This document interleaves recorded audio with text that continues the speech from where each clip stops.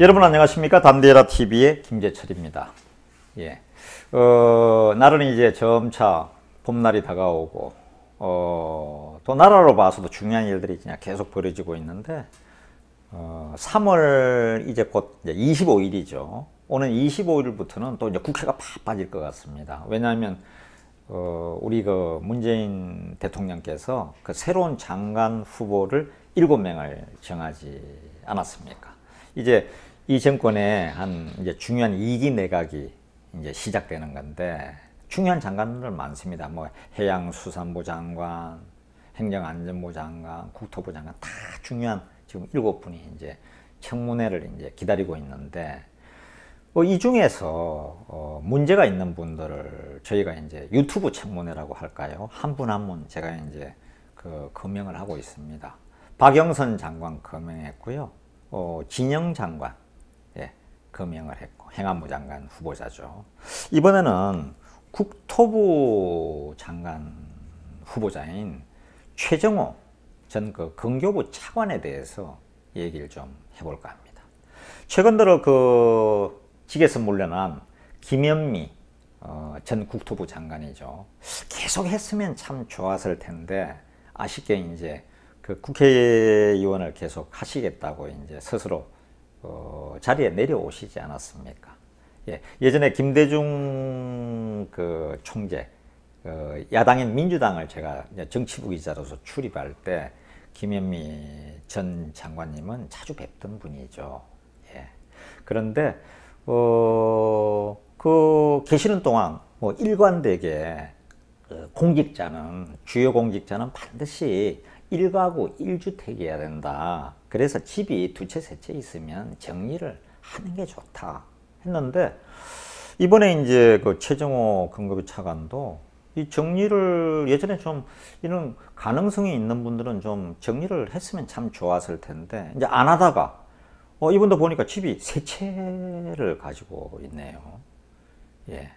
우선은 그 세종시의 그 정부청사, 세종시 정말 이제 좋은 데가 됐지 않습니까? 저도 한 대여섯 번 가봤습니다. 그 호수공원도, 중앙 호수공원도 너무 아름답죠. 이제는 정말 17개 광역시도 가운데는 가장 인구는 작지만은 정말 살고 싶은 도시. 그 옆에는 이제 KTX 오송역도 있고요. 정말 좋은 데인데, 그게 이제 그 공직자로 있을 때 아마 이제 그 세종시에 가는 분들은 옛날에 그 공직자들에게 특혜를 줬지 않습니까? 거기 이제 거주하는 조건으로 집을 아주 빠르게 이제 그 할 수 있는, 이 큰 뭐 경쟁 없이, 어떤 면에서 특혜죠.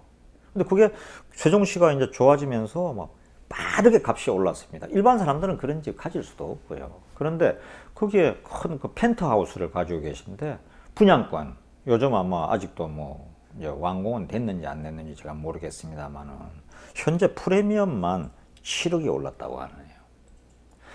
그런데다가 이제 송파 잠실에도 그 한 7억, 공시 가격 한 7억 7천만 원짜리 또 아파트를 갖고 있고요. 근데 문제가 더 지금 현재 되고 있는 건, 이러면서 이제 이게 터진 건데, 경기도 분당 신도시에, 분당도 얼마나 좋은 데입니까? 분당, 일산, 그 서울 사람들도 가서 살고 싶어 하는 데죠. 뭐 강남이죠. 강남하고 연결된. 그런데 거기에 95년부터 거주한 아파트를 아마 이제 이게 뭐 청문회 같은 데서 문제가 될 것 같으니까 그 딸에게 이제 정여를 했죠. 그 딸에게 그냥 정여를 뭐 하면서, 또 문제는 정여하고 그걸 딸하고 3천만 원의 전세 계약을 하고 3천만 원 전세에 160만 원 월세를 이제 내기로 하고 거기 사는 거죠. 정여하고. 참 이런 분이 대한민국의 우리 국토 모든 그 부동산 정책을 관리하고 그 대단한 국토부 장관 자격이 있는지 참으로 의심스럽습니다.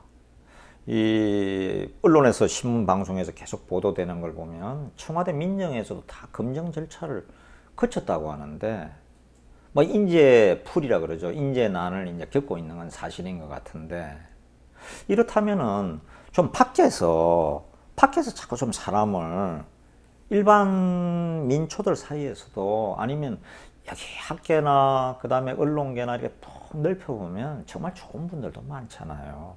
너무 이 폭을 한정시켜서 이제는 좀 다음 차례라도 또 장관이나 중요한 직을 구할 때는 인사검증 절차를 좀 더 철저하게 하고, 그 다음에는 폭을 좀 넓혀야 된다. 예. 또 야당이면 어떻고 여당이면 어떻습니까? 예전에 김대중 대통령 계시고 이럴 때도 뭐 또 야당 성향이라고 할 수 있는 분도 또 많이 썼잖아요. 노무현 대통령 때도 그런 분 많이 원한다 그랬고. 예. 필요에 의해서 인재는 널리 써야죠. 예. 과거로 되돌아가 보면은 우리 조선시대에 예를 들어서 그 선조나 광해군이나 또 영조, 정조 이런 시대를 가면서도 밖에서 인재도 많이 들어왔습니다. 예. 여기 우리 그 경상남도 제가 지금 이제 삼천포 쪽 스튜디오에 이제 있는데, 그 예전에도 그랬지 않습니까? 그 우리 그 유명한 이 영남 유림의 거두 남명 조식 선생. 예. 뭐 과거를 본 것도 아닙니다. 근데 원체 이름이 나고 학자로서 이름이 나고 하니까 선조가 몇 번 사람을 보내서 모셔가지고 또 벼슬을 또 주고 해서, 그러다가 또 나중에 또 낙향하시고 그랬죠. 또 합천 같은 데는 그 정인홍 의병장이었죠. 의병장. 그 정인홍 같은 분은 뭐 과거를 본 것도 아니지 않습니까? 의병장 하다가 또 이제 올라가서 뭐 곽재우 의병장도 그랬고요.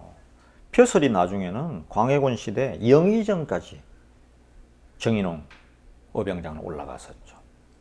이렇게 인재를 고루 여기저기서 등용하는 게 좋다. 예, 밖에도 참 인재 많이 있습니다. 그래서 이 지금 현재 이제 인사청문회 뭐 25일부터 시작되니까 인사청문회에서 진짜 문제가 많은 분은 또 거기서 빼야겠죠.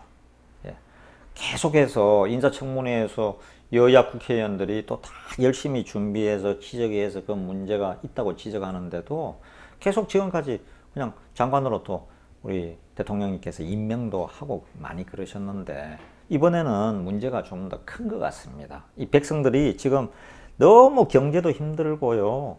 그 청년들이나 뭐 결혼한 분들이나 젊은 분들이 그 은행에 가서 그 정말 대출 받기 어려운 거, 요즘 대출 정말 힘들거든요. 제가 해봐도 아는데. 그래가지고 조그만 집이라도 살려면 너무 그 힘든데, 있으신 분들은 집이 뭐 세 채, 두 채, 네 채에다가 그걸 또 딸에게 3천만 원 보증금에 160만 원 월세 정여를 하고 또 그 집에서 살고, 저도 그러고 보니까 좀 딸 집에 살고 싶네요. 예, 정여를 해서. 근데 뭐 그럴 재산도 저는 없습니다. 예, 이 참 문제가 많다, 이런 생각을 하지 않을 수가 없습니다. 예, 인사청문회도 단디하시고, 또 이런 또 책임 있는 분들은 지금이라도 문제가 되면 더 그 망신살이 뻗치기 전에 그냥 직을 내려놓는 게 이 명예를 유지하는 것 같습니다. 예? 이 명예나 뭐 돈 중에 뭐 하나만 택해야 될 거 아닙니까? 명예도 갖고 돈도 갖고 권력도 갖고 다 가져버리면 결국은 또 부패하게 돼 있죠. 역사가 얘기를 하고 있지 않습니까? 내려오실 분은 편안하게 직을 내려놓는 게 좋을 것 같습니다. 예, 인사청문회도 단디해 주이소.